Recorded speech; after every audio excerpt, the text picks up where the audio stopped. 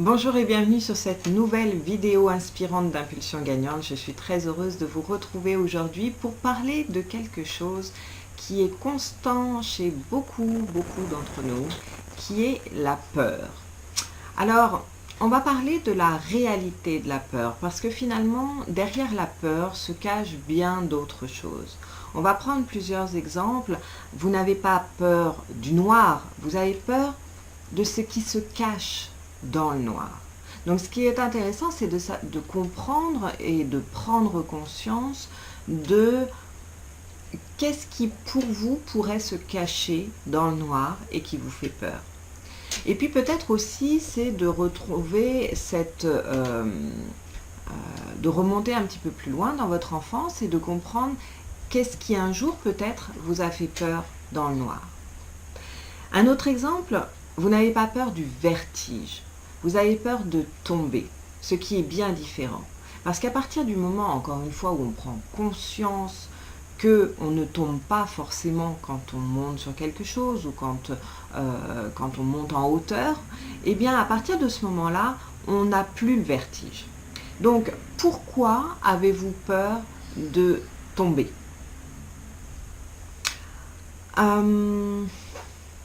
Toutes ces questions, bien sûr, il faut se les poser à soi-même, mais peut-être si c'est trop difficile, prenez un regard extérieur et essayez d'analyser le pourquoi du comment.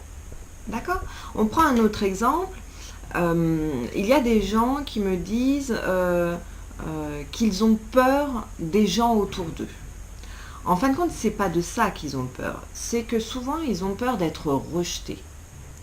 Alors ça aussi, ça peut venir de l'enfance, ça peut venir de l'environnement dans lequel ils ont évolué, mais dans tous les cas, on n'a pas peur des gens en soi. On a vraiment peur du regard ou de l'analyse qu'eux-mêmes vont faire sur nous.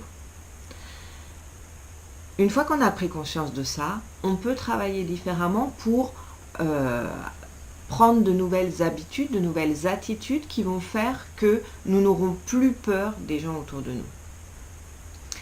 Il y a aussi souvent des gens qui me disent qu'ils ont peur d'être aimés. En fin de compte, ce n'est pas qu'ils ont peur d'être aimés, c'est qu'ils ont peur de ne pas être assez aimés en retour. C'est-à-dire que souvent, ce sont des gens qui donnent beaucoup d'eux-mêmes, et qui ont à plusieurs reprises eu des retours négatifs ou des gens qui ne les ont pas suivis autant qu'ils auraient voulu. Et ça, souvent, on attend beaucoup des autres. Mais finalement, en attendant un retour des autres, eh bien, on est constamment frustré parce que le bonheur ne vient pas de l'extérieur, il vient de l'intérieur. Donc, effectivement, savoir donner pour recevoir, c'est très important, mais il faut aussi se dire que nous n'avons pas la maîtrise de ce que pensent les autres et donc que l'on ne peut pas juger, on ne peut pas gérer le retour que nous allons avoir sur l'amour de l'autre. Donc il faut travailler sur soi en se disant que nous, on donne tout ce que l'on peut, tout ce que l'on a envie de donner, mais qu'il ne faut pas attendre en retour. Il faut aimer inconditionnellement, comme on dit, de manière à ce que l'on rayonne suffisamment pour que les gens aient envie de vous donner en retour.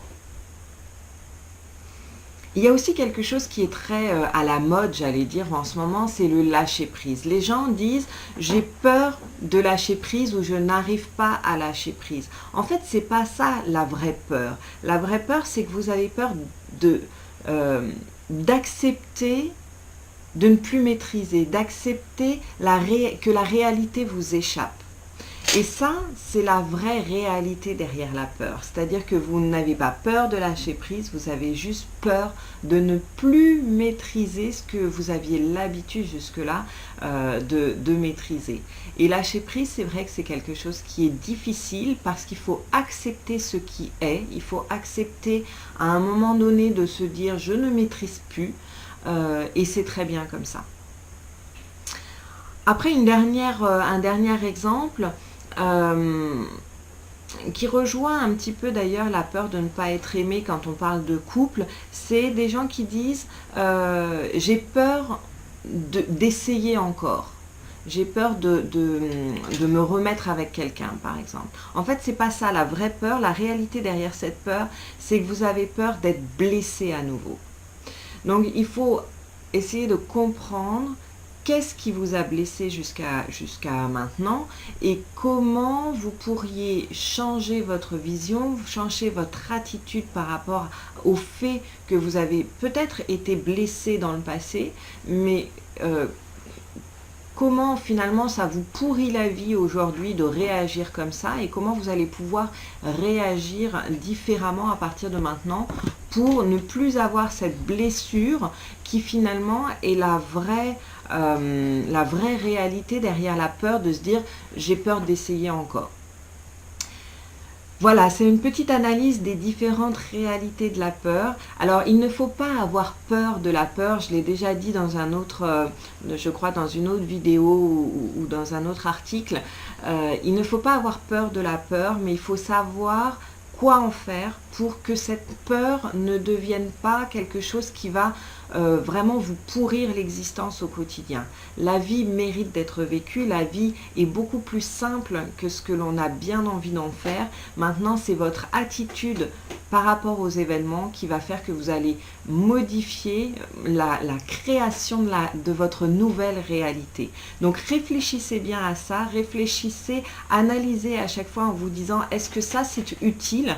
Est-ce que j'ai vraiment raison d'avoir cette attitude par rapport à cette peur et comment je peux la transformer pour en faire quelque chose de constructif et de positif pour l'avenir. Je vous souhaite une très très belle journée de printemps. Vous voyez que j'ai mis ma petite chemise à fleurs, même s'il fait un petit peu froid en ce moment. Je vous souhaite un très très beau printemps à tous et bien sûr un bel avenir concret avec tout ce que vous avez envie de créer pour vous et pour votre environnement. À bientôt!